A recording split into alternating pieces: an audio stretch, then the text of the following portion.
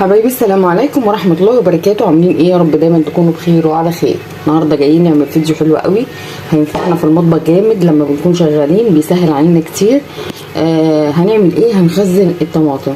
انا لما بنزل عند الخضر اللي انا متعامله معاه بيبقى مثلا عنده اللي هي النقاضه بتاعه الطماطم، ما بيبقاش فيها حاجه، يعني مثلا القشره كده دي لما بتتشال مثلا هي مجرد قشر، لما بتتشال بالسكينه كده واحنا بنغسلها ما بيبقاش فيها اي حاجه، يعني مثلا دي ما فيهاش حاجه خالص، ممكن تكون بس ايه من القفص تريد شويه، فبيبيعها ارخص من القوطه. فانا بجيب الكميه او بنقي على قد ما بنقي.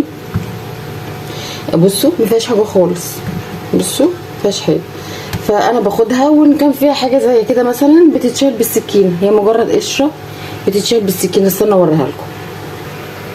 بصوا انا شلتها اهي بقشر، هي قشره بس اللي بتتشال، بصوا مجرد قشره وتحتيها ما فيهاش اي حاجه، فاحنا اولى بفرق السعر ده بصراحه. فانا هجيبها دلوقتي واغسلها واصلصلها معاكم. يعني بصوا دي من دكه القفص بس، هي دي اللي فيها.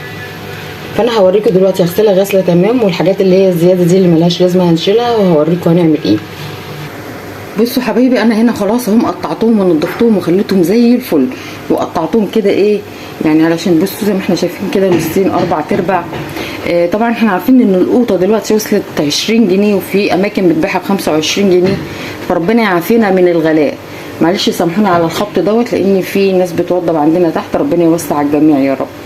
فايه المشكله ان احنا نقتصد، وطبعا دي هتساعدنا جامد قوي في عمايل الاكل، يعني تبقى سهله معموله عندك في الفريزر، اللي دوبك تطلعوا زي ما بتشوفوا كده في فيديوهات وتحطوا، بتوفر عليكي وقت وحاجات كتير قوي. وده الهادر اللي طلع من الطماطم، مش حاجه خالص. يعني الراجل حاسب لي الكيلو من دي ب8 جنيه، في فرق 12 جنيه ما بين دي وما بين التانية. هنجيب دي للطبيخ والله، وطلع منها يعني بصوا طلع منها حمرا ما فيهاش اي حاجه خالص، زي ما احنا شايفين كده ما فيهاش اي حاجه خالص. قلت اخدها للسلطه. وهنا هنحط دول بقى على النار، مش هنحط فيهم اي حاجه، هي هتنزل ميتها وهتستوي فيها، وبس كل شويه تقلبيها.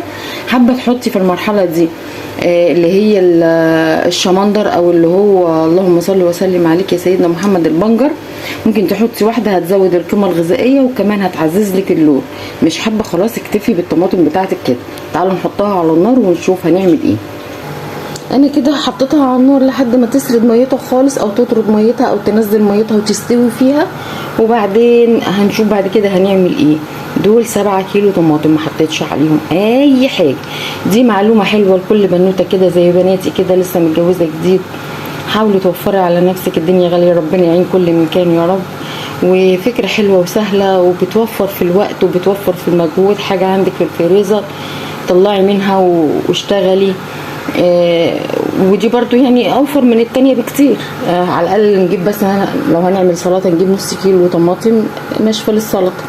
يلا هنشوف بعد ما هتستوي هنعمل ايه. وما تنسوش كل شويه نقلب فيها.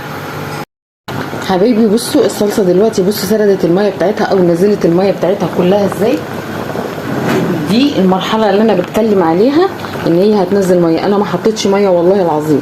طبعا كل ده هيهبط، وكل شويه يا ريت تقلبيها من تحت لفوق علشان خاطر اللي تحت طبعا هيبقى مستوي، فنطلعه فوق عشان دوت ينزل تحت ويستوي اهو. قلبوها كده بالراحه خالص عشان ما تلزقوش والميه تطرطش عليكم. هنسيبوها لما الميه دي تقل خالص. كل شويه نعمل المرحله ان احنا نقلبها، يعني كل شويه كده نعري عليها ونقلبها ونوطي بقى عليها النار كده، نسيبها ايه تستوي كده مع نفسها عشان ما تتحرقش، خصوصا ان احنا مش حاطين فيها ميه، فعشان ما ننساهاش وتتحرق مننا. بصوا حبايبي الطماطم بتاعتي اهي هي كده استوت تمام. هسيبها بقى ايه اطفي عليها واسيبها تهدى شويه، وبعدين لو انت عندك هاند بلندر ممكن تضربيها وهي هاديه، وممكن تضربيها وهي سخنه كده. انما لو الخلاط، لو انت هتعمليها بالخلاط لا، استني ما تبرد تماما عشان ما نبوظش الخلاط.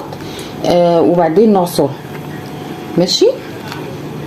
كانت معايا على النار، وزي ما احنا شايفين الميه بتاعتها قلت خالص. طبعا احنا مش هنخلي الميه تقل تماما، لا احنا عايزينها يبقى فيها ميه علشان لما نيجي نعصرها ما تبقاش ناشفه. لكن لو انت عايزه تعمليها صلصه زي بتاعه العلب، بعد ما بتصفيها تعصريها وتصفيها تحطيها على حله، تحطيها تاني في الحله، بس تكوني غاسله الحله، وتحطيها بقى على نار زي الشمعة. تسيبيها بقى ايه تشرب ميتها دي تماما. لو انت عايزاها زي الصلصه اللي هي العلب. دلوقتي انا هعصرها وهصفيها وهنرجع مع بعض نشوف بعد ما كيستها هتبقى شكلها ازاي.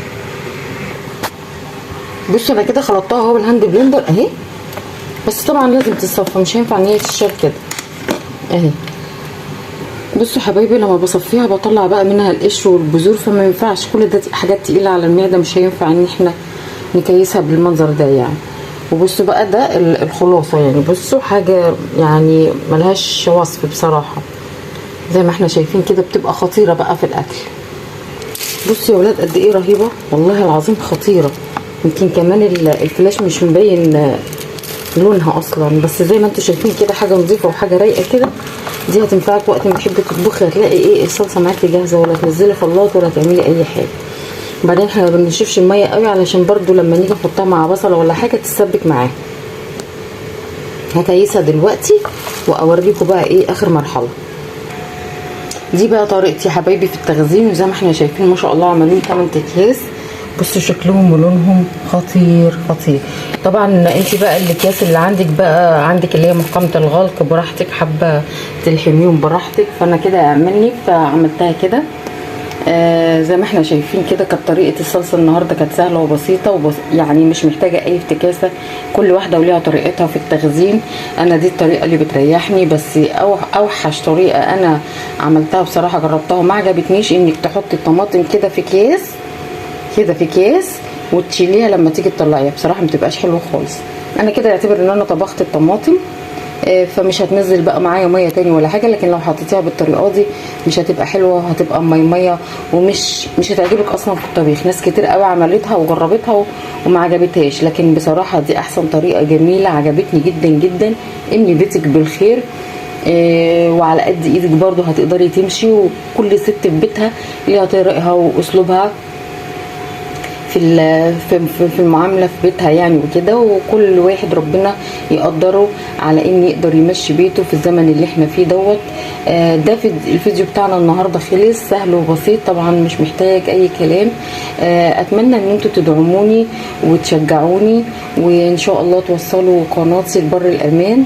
وما تنسوش الاشتراك والتعليق، حلو بفرح قوي لما بلاقي تعليق. والسلام عليكم ورحمه الله وبركاته.